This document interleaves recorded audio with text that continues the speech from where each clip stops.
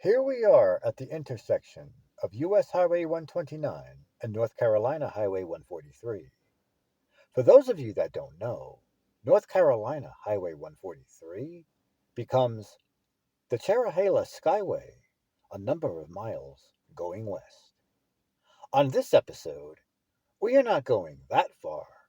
We are, however, going to be exploring a small community located not far down off NC 143.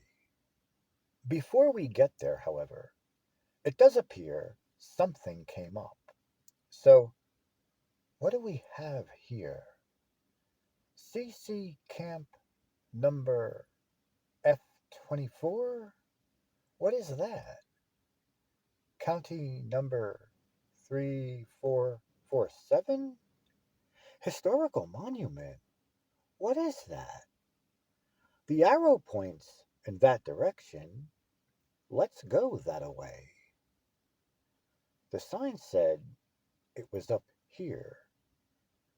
It looks like the gate is open, so I guess we can go there. I wonder what that is. CCC Camp. Doesn't that stand for something like Civilian Conservation Corps or something?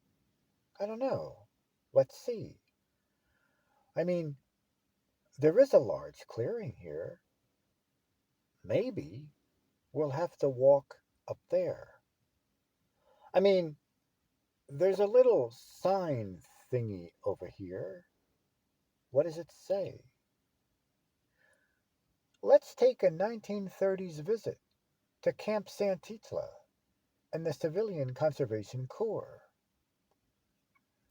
You can go ahead and read that at your own pace. But overall, it says the CCC men constructed roads, built fire towers, fought wildfires, improved fish and wildlife habitat, developed recreational facilities, planted trees, reclaimed eroded sites, and much more. Yeah, that was back in the days of Franklin D. Roosevelt, FDR. So here's Camp Santitla Trail, the viewing platform. I wonder how long this trail is. Though, I don't really have the time to do that much hiking today. In honor of the men who served in the Civilian Conservation Corps and the lasting contribution to our nation's national forests. Okay, I think the viewing platform, I don't know if that's the actual monument or if this entire trail is part of the monument. Unfortunately, I do not have the time to go out of my way right now. It is almost 3 in the afternoon, and I have enough as it is to cover before 6 o'clock, you know, when it gets dark. And because of that time issue, we're not going to be going to that viewing platform. However, all of you people out there watching this video know it's here and that it is off the beginning stretch of Highway 143 due west of Robbinsville. And now, let's get to where we are supposed to be for this episode. In this vicinity, Highway 143, it is known locally as Massey Branch Road. We will need to turn off here at the intersection with Snowbird Road. However, we are not going to be traveling too far down Snowbird Road at all. No, only to this intersection right here. Folks, the community to be discussed on this episode is, well, that which this road here is named after, Atoah. And it is also the name of this here creek.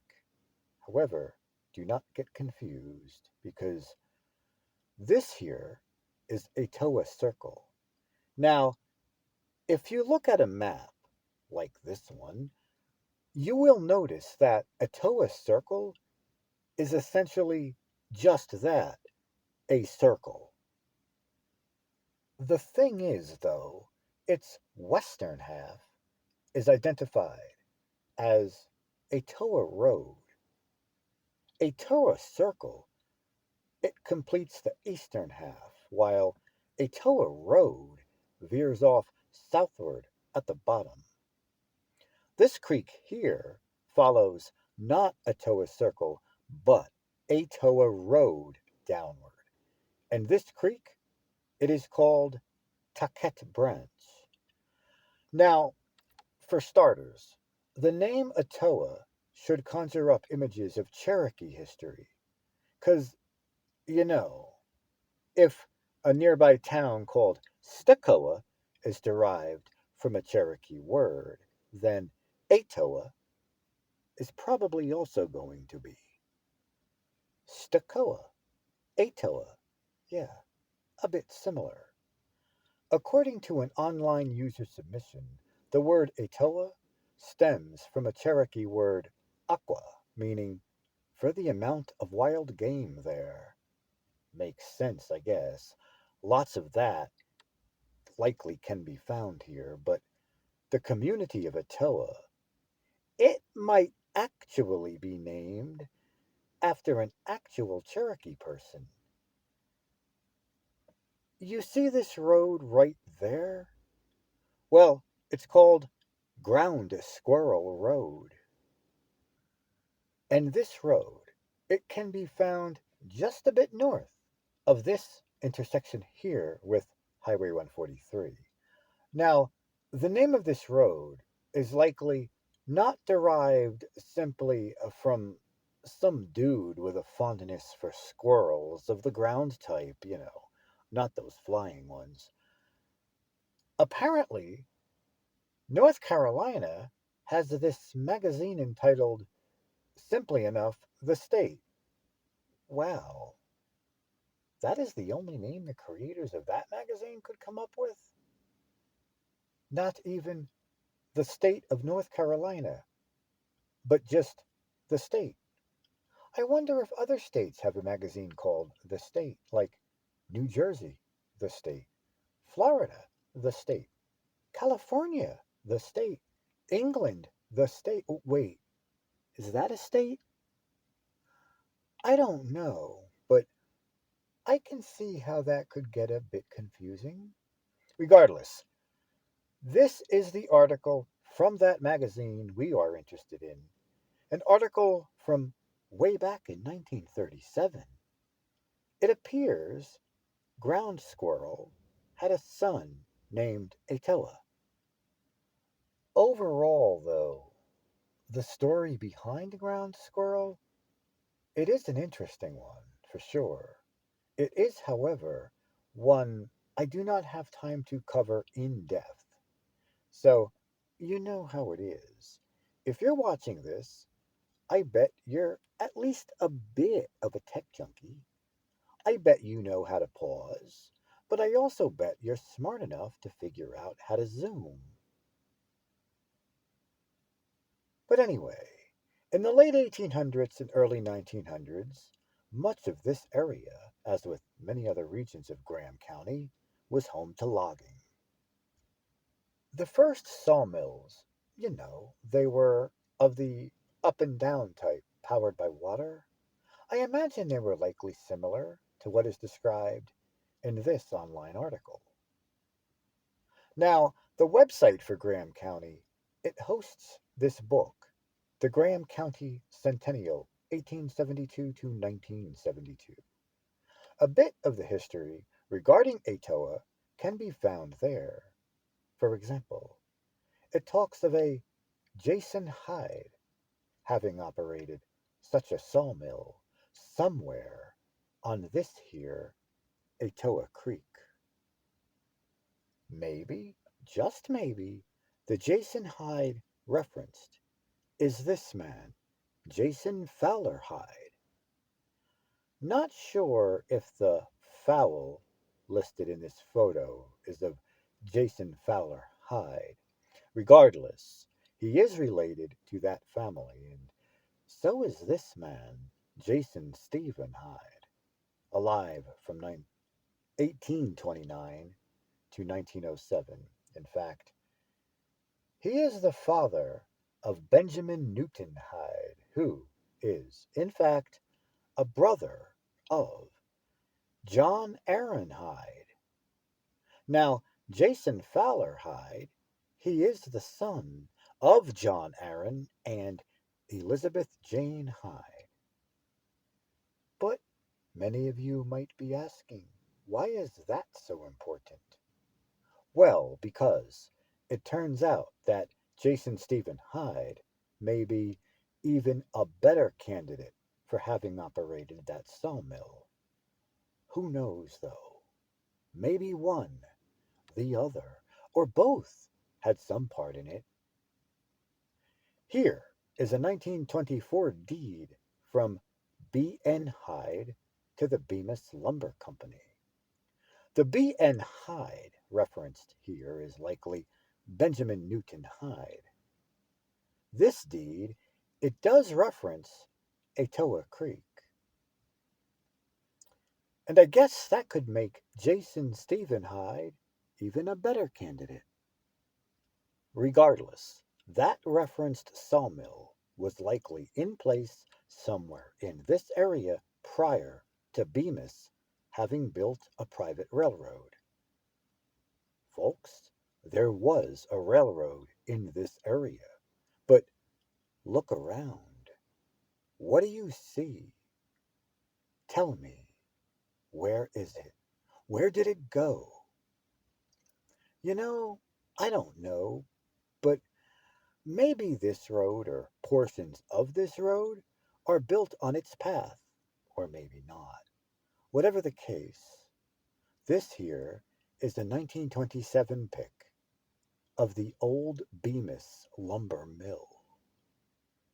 With that said, there is something you need to see. No, not about the lumber mill or anything, but something right here at this intersection with Snowbird and Atoah roads. What we have here is a trio of buildings that kind of need some explaining to do, especially this house. Just look at it. Its entire roof, at least half of a gable's worth, has collapsed. I mean, I don't think there can be any touring of that. But what in the world happened here? It like just caved in. I mean, what would cause it to cave in like that? The roof. It just buckled down and collapsed, as if the roof was put on the floor. Look at the wall. The front facade is all torn apart. I imagine when the roof collapsed, it must have brought the facade down to the ground. But looking at these houses over here, they look all well built and kept. Was this thing well built? And how old is it? So, yes, I don't think we will be able to tour this house. Then, next to it, we have a couple of more buildings. I wonder if they're actually on that house's property, as if once upon a time, whoever owned the house also owned this. It kind of looks like it might have been some kind of body shop. It's got the garage bays. It looks like the front there might have been the office. Could that be where they would sit and take your cash or credit cards, depending on how old this is? If you wanted to have, say, your car, your SUV, your EV, or whatever you drive repaired. So, security cameras in use.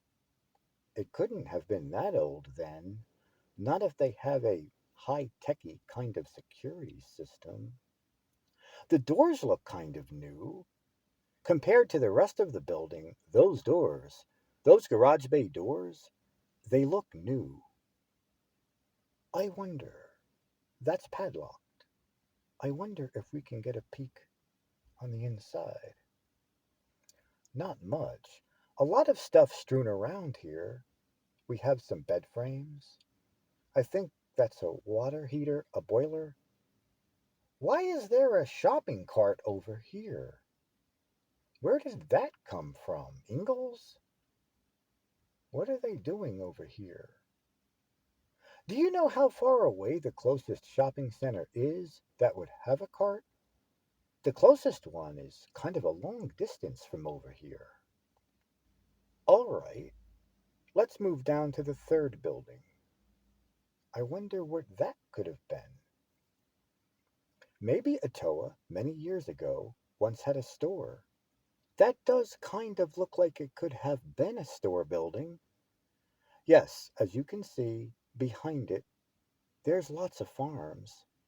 I don't know if they're still working farms, but that land certainly does look like farmland. But over here, we have. Was this once the Atoa store? What was this building?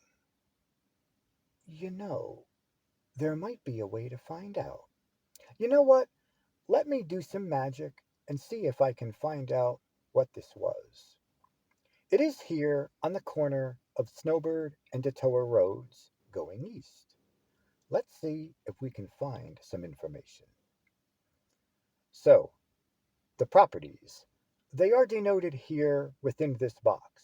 As you can see, the house, it does appear to be separate from what I believe to once have been a shop and store. Well, it turns out I may have been right. The shop and store are listed on Exome, a site kind of like Zillow, as being that of an auto repair property, one that, as you have seen, is not in service anymore. It is listed as having been built in 1962. That might be right, though info on sites like Zome often require further research for accuracy. For this, though, we'll just leave it at that. Okay, so then what about that terribly dilapidated house? Well, according to Zillow, this house it dates back to 1936. So the county property record takes me back to this 1988 deed, likely the last known deed for the house. Yes, I know, that's over 30 years ago. But tracing the deed back even further takes me to this 1973 deed. Notice at the bottom it talks about the dwelling house and the storehouse. Is a store a house? But could the properties at one time have been together?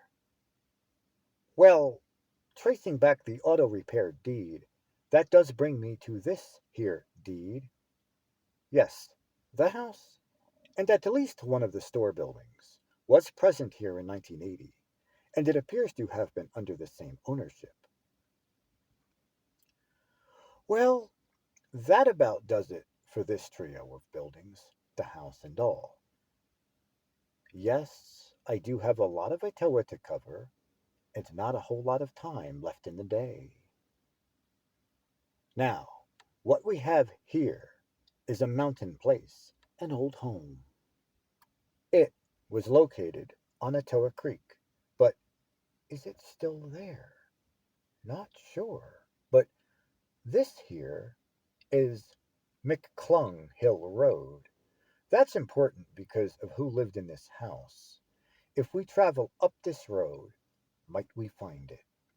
Not sure, but that house was the childhood home of the author of this book, Mountain People, Mountain Places, Marshall McClung.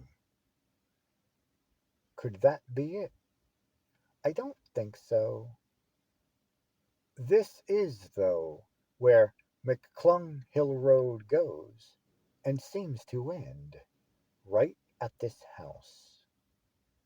And it is the only structure that I have seen on my way up here, up along this road, today in 2022.